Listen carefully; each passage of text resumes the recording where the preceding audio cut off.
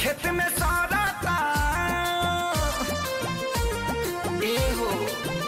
गेहूं झाड़ता खेत में साराता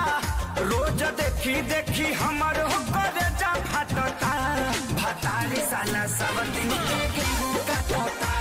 भतारी साला सब दिन के गेहूं काटता जब मना करी हमारा के रोजो डांटता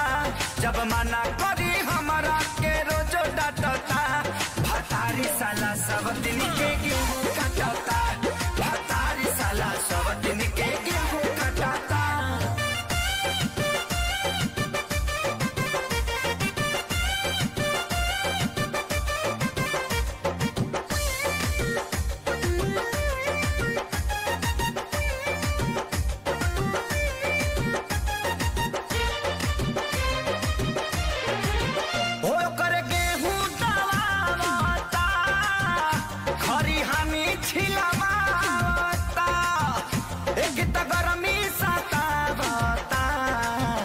किसी किसी मुहाबता ए सखी सुनो ना ए हो कर गेहूं दवाता हरी हानि छिलवाता हो लेके तो गरमी सतावता किसी किसी मुहाबता दुखवा साही हो कैसे कही हो भइल कुकुर के रहन जूठे पतल चाटता भतारी साला सब दिन के गेहूं काटता भतारी साला सब दिन के गेहूं काटता जब मना करी हमारा के रोजो डांटता जब मना करी हमारा के रोजो डांटता भतारी साला सब दिन के गेहूं काटता भतारी साला सब दिन के गेहूं काटता।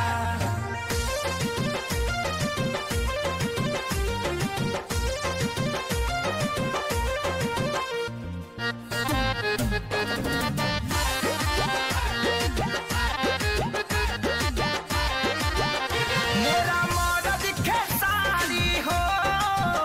निकले मुहवा से गारी हो समझे हाथी के गेहूं तो अब कटा गइल सारी हो देखा ना सबकर कटा गइल मोरा मर्द खेसारी हो निकले मुहवा से गारी हो समझे हाथी के गेहूं तो कटा गइल सारी हो सोनू कहता बिकियो रहता लगे सटला पर बैल लेखा मुड़ी झटता भतारे हमरे सब दिन के